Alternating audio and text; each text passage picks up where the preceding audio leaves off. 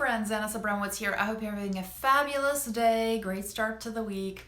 All right, so today I'm going to be addressing a question that came through from one of my students, and I think this is something that definitely I see people struggle with.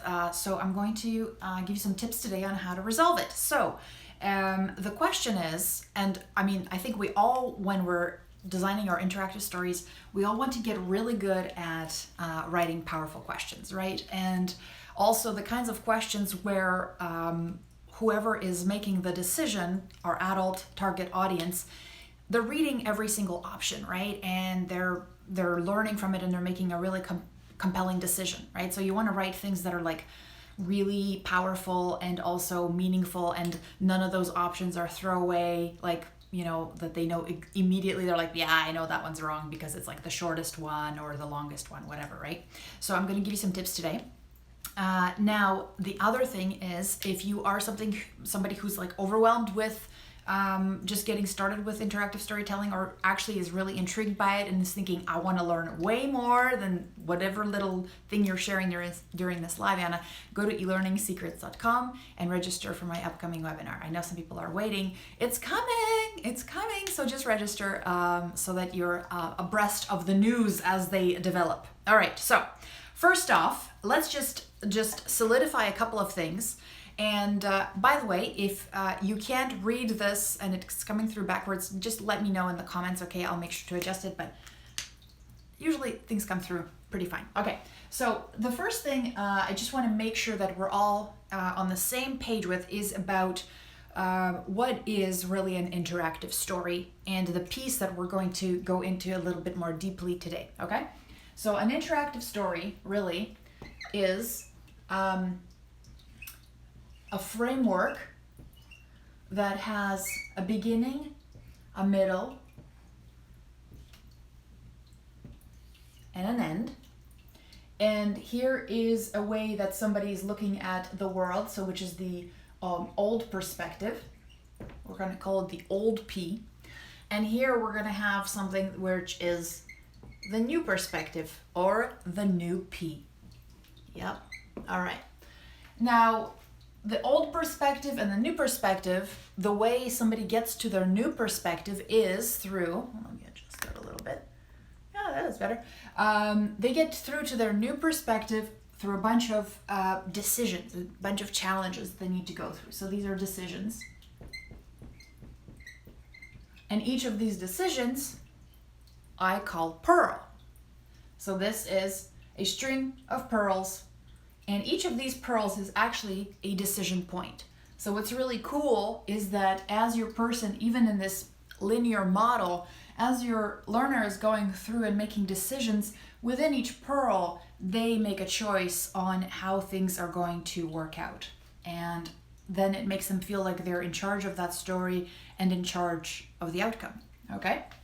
So let's just dig into what makes up this pearl a little bit, and then I can talk to you about how people sometimes mess up a little bit, or they add a little bit more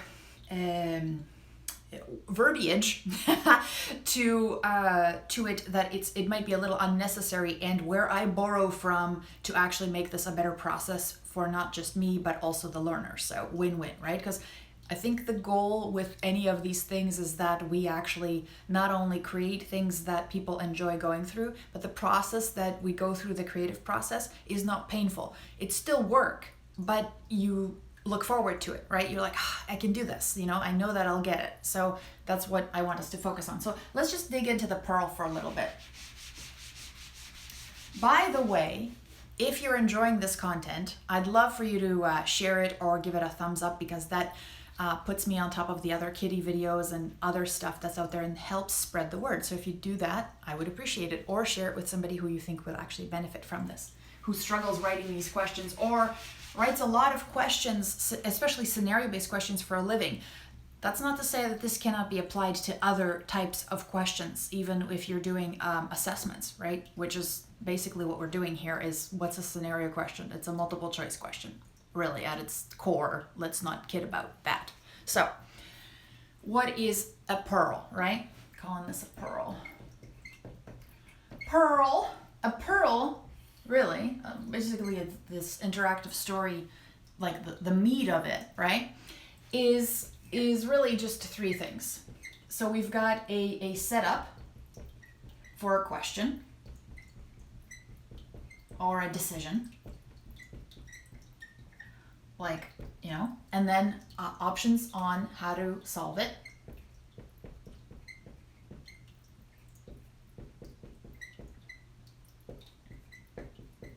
More than three, actually, you should stay away from. If you have more than three options, I think you're going a little too complex. So you might want to split that up into two decisions, to be honest with you, because the more options you give somebody, the more paralysis you give them. So I fluctuate between 2 to 3 options. Alternate choice, which is what you have 2 options, can be actually very powerful, especially if you are in a context where people have to make decisions fairly quickly. That's a great space to use that. But for now, we're going to focus on, let's say you are writing scenario questions and you have about 3 really valid options. And then after you have an option and you choose that course of action on how to solve this problem, then you get a consequence. And consequences have nothing to do with feedback. Consequences are the result that happens. So the result is not good work. The result is not you did that well, you did that right, Judy was happy, is a consequence potentially of an action. Judy cried. Whatever happens, it has to be something you would be able to experience as the learner. So a consequence is just that. Feedback may be added after here, but it's not always necessary. If your consequence is compelling and you've structured it in the right way, there's no need for feedback. You let the person draw their own conclusions from the consequences, just like you would if you touched a hot iron, it burnt you. Nobody has to go up and say, that was a bad thing. No, it's, So that's what that is at the end. But what this person, one of my students actually said that they struggled with, and I've struggled with this myself, so I know, and the worst thing is when you're writing things that are so long that they no longer fit the constraints of your question, right? And that happens when your scenario is a little bit more complex, or if it's dialogue based and you can't, say it all in a tweet, and even a tweet sometimes too long. So here's what happens. She was struggling right here. She was saying not only were these really long for her, like the options is like do this, do this, do this, and then you could do this, but also that they all started sounding the same. And so what she was fearful of is that people would read like the first option and maybe the second, but not read through everything, or that this would just be too overwhelming for them. So here's a strategy that you can use that I didn't come up with. I borrowed it from video games. And what's cool is in this world that we live in today is that everything that we're struggling with in L&D is actually somebody else is already doing it outside of our work.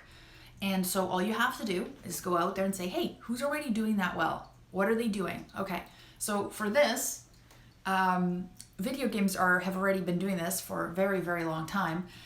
So what they do is, especially in games that are very dialogue heavy, where people will be like, okay, I'm in a situation now, I have to figure out what to say.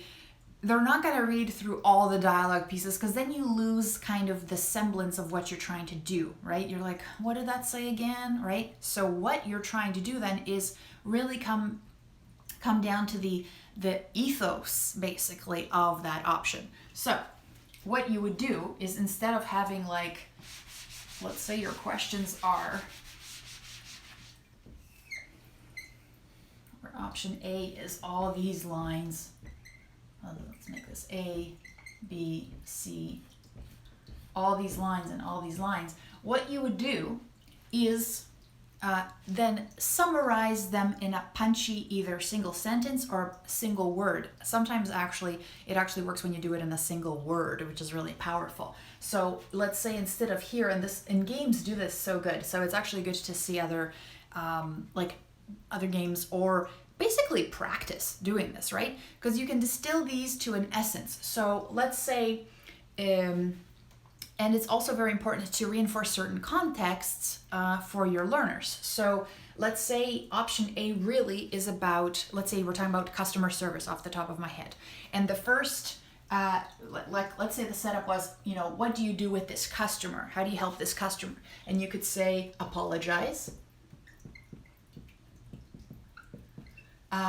Maybe detract, like,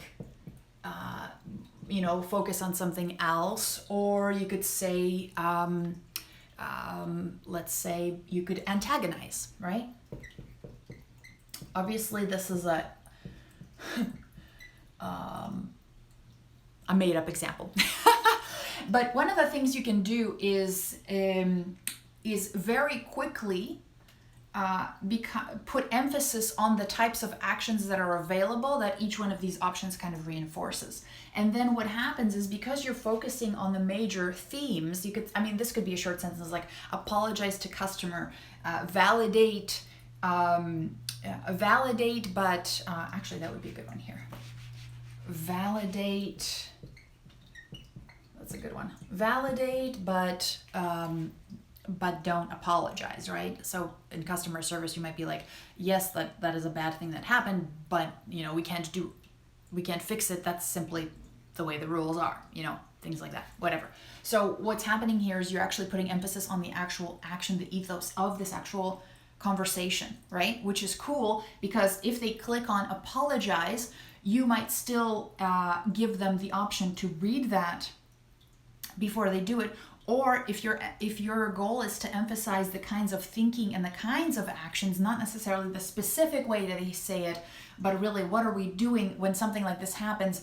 I find that most people, let's say in my customer service calls, they apologize when they shouldn't be apologizing. They should actually just validate the customer and listen to them, but they shouldn't be apologizing as an empathize. So you could have empathize, sympathize, and validate, or whatever, right? So one of the things you're really doing here is you're thinking about your adult learner, finding out where they're behaviorally making the major errors, and then making sure that those are kind of represented in your major statements. And then what happens is when they click on, let's say, apologize in this case, what happens is they see it play out and see the consequence of apologizing to a customer. And people would do that differently, right? But then it just gives you a lot more freedom. Instead of trying to wordsmith everything here, you can actually very quickly draft up with your practitioners, how do people mess up? They apologize, or they get aggressive, or they do this. And then you have these three things, and you can say, okay, what does that sound like when somebody apologizes? Or what does that sound like when they're aggressive?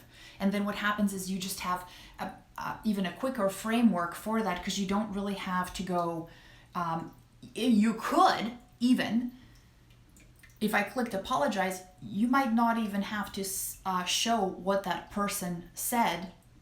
You might actually just go straight to the consequence of the customer going, well, aren't you going to apologize to me? Or thank you for apologizing. Obviously, this is a wrong thing. Now I want my refund, right? So you have options. You can make this as complicated as you want, but up front, you can make it very, very simple with these just powerful statements about the kinds of actions somebody takes, especially if you're not focused on the details, you're focused on the big picture. So, any questions or comments that you have, I would love to hear them. You want more of this kind of amazingness, and you want to get away from, being a slave to your subject matter expert and the PowerPoint slides, go to elearningsecrets.com, register for that webinar. Also, if this is something you enjoyed, please vote it up. That's awesome. I appreciate that. And have a wonderful rest of the day, my friends, and take care. Thanks so much for sticking by and listening. I really appreciate your time. Bye.